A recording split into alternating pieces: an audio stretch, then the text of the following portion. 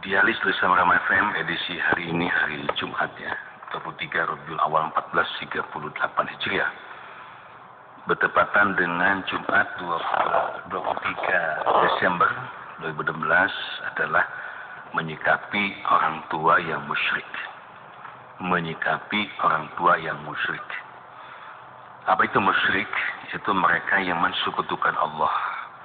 Mereka yang punya keyakinan selain kepada Allah juga ada zat-zat yang lain yang diyakini oleh dirinya bahwa zat itu bisa memberikan manfaat dan madarat. Entah itu dalam berdagang misalnya, mereka tidak yakin hanya dan berdoa kepada Allah, tapi ayah weta. Entah itu yang dimasukkan saku, yang diikatkan di ikat pinggangnya, yang disimpan di laci warungnya, yang ditempel di tembok di dindingnya, ya, bacaan-bacaan apa, tulisan-tulisan yang tidak jelas begitu, tapi diyakini bahwa dengan menempel benda-benda itu, menyimpan benda-benda itu, maka bisnisnya akan lebih maju. Ini syirik. Atau ketika orang bepergian nih, ada sesuatu yang disimpan itu, yang disebut dengan isim, atau benda-benda kecil, keris kecil biasanya, dan diyakini dengan benda-benda itu dia akan terhindar dari berbagai macam musibah, dia akan selamat dan sebagainya.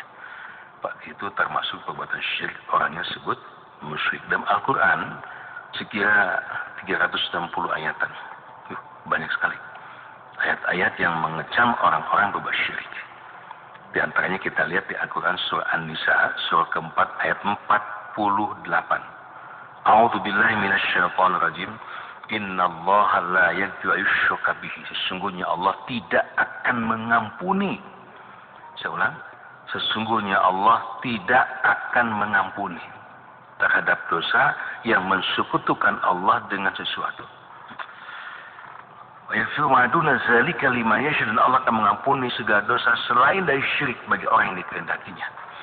Wa man yusyrik billahi, dan barang siapa yang syirik kepada Allah, faqad iftara isman azima, sungguh ia telah berbuat dosa yang amat besar.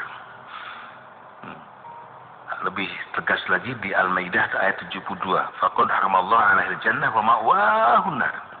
Sesungguhnya Allah mengharamkan orang musyrik itu masuk ke surga, tempatnya di neraka. Naudzubillah. Dan selama-lamanya. Ketika perbuatan musyriknya itu, perbuatan syiriknya tidak sempat dia tobati sebelum dia mati. Tapi kalau sebelum wafat, dia dapat taufik hidayah, bertobat, taubatan nasuha, insya Allah akan diampuni oleh Allah Rabbul Alamin. Alhamdulillah, demikian ngerinya ya, azab dari perbuatan syirik ini. Ketahuilah, di antara al-kabair, dosa-dosa besar yang paling besar, ya, the bestnya dosa nomor satu adalah asyirku billah, mensekutukan Allah. Ya. Bahkan nanti di hari kiamat, ketika seorang itu tidak berbuat syirik, Nabi menjelaskan dalam hadis cukup panjang, ketika Allah telah menetapkan orang yang ahli neraka masuk neraka, ahli surga masuk surga, nanti Allah akan memerintahkan pada para malaikat, coba lihat tuh penghuni neraka. Adakah mereka yang memiliki keimanan sekalipun cuma sebesar zarah, sebesar debu, dan tidak syirik? Kenapa mereka masuk neraka? Ya karena banyak dosanya, kemaksiatannya. Maka dicari itu, ketemulah orang-orang itu. Mereka yang banyak dosa, banyak kesalahannya, tapi tidak pernah syirik. Maka diangkat dari neraka, kemudian dicelupkan ke Nahrul Hayat, sungai kehidupan. Mereka sehat lagi, baru masuk ke dalam surga. Ya artinya, sahabat rahimakumullah, ya, perbuatan syirik itu tidak akan masuk ke dalam surga. Nggak ada harapan. Tapi orang yang berbuat dosa, apapun itu, dan tidak syirik, masih ada harapan. Masih ada harapan. Tentu kita memilih, na'udzubillah min dzalik, jangan. Kita nggak mau masuk surga, harus melalui neraka terlebih dahulu. Kita inginnya masuk surga, bahkan tanpa hisab, insya Allah. Nah, bagaimana sekarang kalau yang berbuat syirik itu orang tua kita? Ini tema kita hari ini. Kadang kita bingung ya. Dinasehatan, orang tua dinasehatan, sian kesebut anak durhaka, begitu kan? Nah, alhamdulillah kita temukan dalam Al-Quran, pertama Al-Isra surah 17 ayat 23. Ini mengungkapkan bagaimana kita harus berbuat baik pada orang tua. A'udzu billahi minasyaitonir rajim. Wa qala rabbuka alla ta'budu illa iyyahu wa bil walidaini ihsana. Dan Allah Tuhanmu telah memerintahkan supaya kalian tidak lagi menyembah selain ya Allah Rabbul Alamin, wa bil walidaini ihsana, dan hendaklah engkau berbuat baik kepada kedua orang tua. Wa bil walidaini ihsana. Allah merintahkan kita dalam ayat ini memang kita harus berbuat baik, harus hormati lawan, takdiman wa tahdiman kepada siapa? Kepada kedua orang tua kita, ibu kita yang telah mengandung, yang telah melahirkan kita, ayahanda kita yang telah menghabiskan tenaganya dengan keringat yang jujuran untuk menafkahi kita. Gitu. Bahkan ayat berikutnya Allah mengingatkan, imma yablughanna indakal kibra ahaduhuma aw kilahuma. Dan apabila salah seorang di antara keduanya, entah ayah entah ibu, atau kedua-duanya ayah dan ibu sudah sampai umur lanjut dalam pemeliharaanmu, fala taqul lahuma uff, jangan sekali-kali kalau mengatakan perkataan-perkataan yang bisa menyinggung hatinya. Hati-hati, itu dosa besar. Wala tanharhuma, dan janganlah kamu mengatakan dan janganlah pula membentak mereka. Allahu Akbar. Saking kita harus berbuat baiknya pada orang tua, mengatakan kata-kata yang bisa menyinggung perasaannya, apalagi sampai membentak, itu termasuk dosa besar. Namun seyogianya wa qul lahuma qawlan karima, katakanlah kepada mereka berdua perkataan-perkataan, ucapan-ucapan yang mulia. Ucapan-ucapan yang bisa melegakan hati mereka, tidak menyinggung, tidak kasar. Sekarang Allah, permasalahannya sekarang, bagaimana kalau orang tua itu musyrik? Apa kita tetap harus menurutinya, mengikutinya, menghormatinya? Nah, jawabannya ada di Quran surah Luqman. Luqman itu surah 31, tepatnya ayat 15. Ini dia. Wa in jahadaka, dan jikalau ya, keduanya orang tuamu memaksamu, wa in jahadaka ala an tusyrika bi ma laisa laka bi ilmun, keduanya memaksa kamu untuk mempersekutukan dengan aku, untuk berbuat syirik, ya, sesuatu yang tidak ada pengetahuan tentang itu, jadi pengetahuan yang sesuai dengan kenyataannya. Subhanallah, ini pernah terjadi pada masa dulu, pada zaman Nabi Ibrahim alaihissalam. Dalam sejarah diceritakan bahwa orang tua beliau itu Azar, ini produsen patung, tukang bikin Tuhan. Tuhan itu dibikin oleh beliau, dibawa ke kerajaan Namrud. Tuhan ada yang dari batu, ya, Tuhan ada yang dari kayu, dipahat, dibentuk sedemikian rupa, kemudian dijual, diberikan kerajaan Namrud sebagian, disembah-sembah oleh orang. Nabi Ibrahim alaihissalam waktu kecil beliau disuruh untuk menjual dan menjajakan Tuhan-Tuhan itu. Apa yang dilakukan Ibrahim alaihissalam? Tentu saja tidak dijual, dibuang. Nah, terjadi dialog yang panjang itu, antara seorang anak yang tauhid dengan seorang ayah yang musyrik. Nah, sahabat rahimahullah, saat itu Nabi Ibrahim alaihissalam cepat berdebat dengan ayahandanya, bahkan sempat berdebat dengan Namrud. Kenapa kau menyembah pada benda-benda yang tidak pernah menciptakan kamu, benda-benda yang justru dibuat oleh tanganku sendiri? Karena orang-orang musyrik, sahabat rahimahullah, ketahuilah, otaknya sudah dicuci bersih oleh syaitan, hatinya dipengaruhi oleh syaitan. Ya, secara logika kalau mereka membuka mata hatinya, nggak mungkin mereka mau membawa keris kecil. Apa artinya keris kecil itu? Apa arti tulisan-tulisan Arab yang nggak puguh itu sebagai isim itu? Kalaulah mereka ingin membuka mata hatinya, bukankah kita ketahui semua yang ada di alam fana yang diciptakan oleh Allah, termasuk kita juga? Bukankah kita pun merasakan bahwa yang kita makan, yang kita minum, bukan dari jin, bukan dari setan, bukan dari dukun, bukan dari paranormal, semuanya rezeki dari Allah Rabbul Alamin. Ketika kita merasakan semua ini nikmat-nikmat Allah, kenapa kita berterima kasih pada yang lain, menyembah pada yang lain?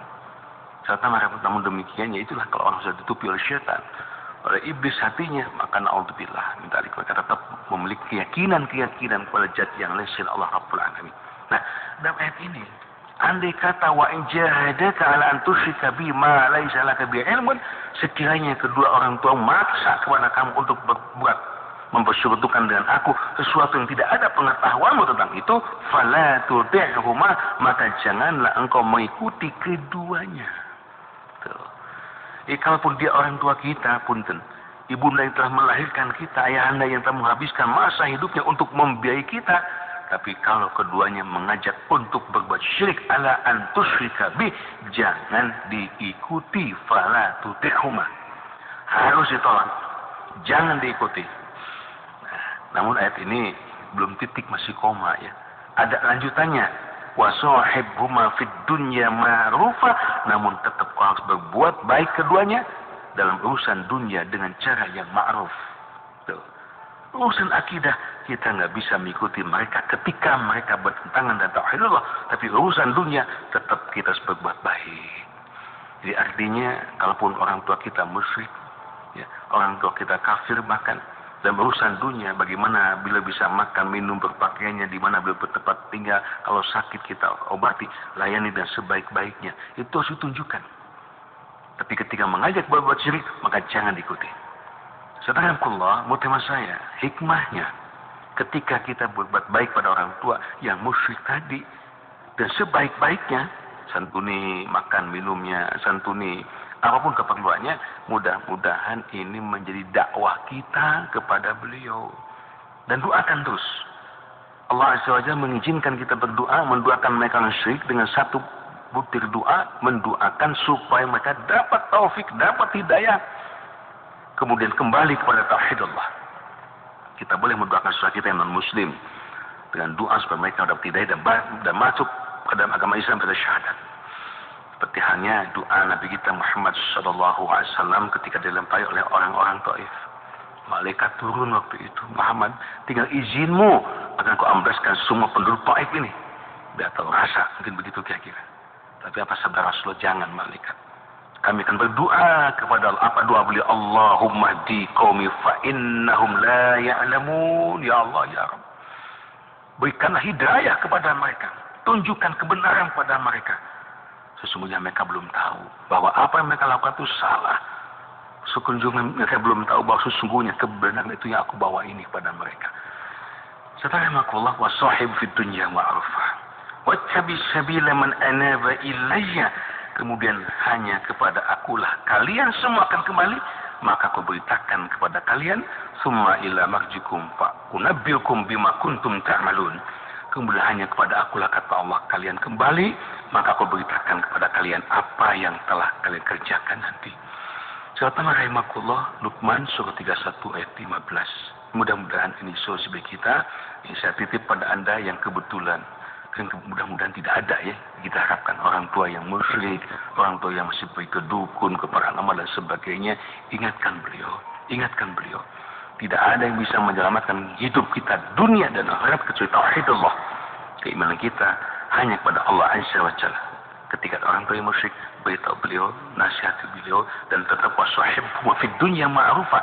Tunjukkan sikap hormat kita, baik kita kepada beliau sebatas hubungan dunia, dan doakan supaya dapat hidayah. Mudah-mudahan bermanfaat. Allah Azza wa Jalla menyelamatkan kita dan semua keluarga kita, ya kelak bersama-sama di akhirat kita bisa bersama-sama dengan keluarga menempati surganya Allah Subhanahu wa taala. Amin ya rabbal alamin. Amin ya rabbal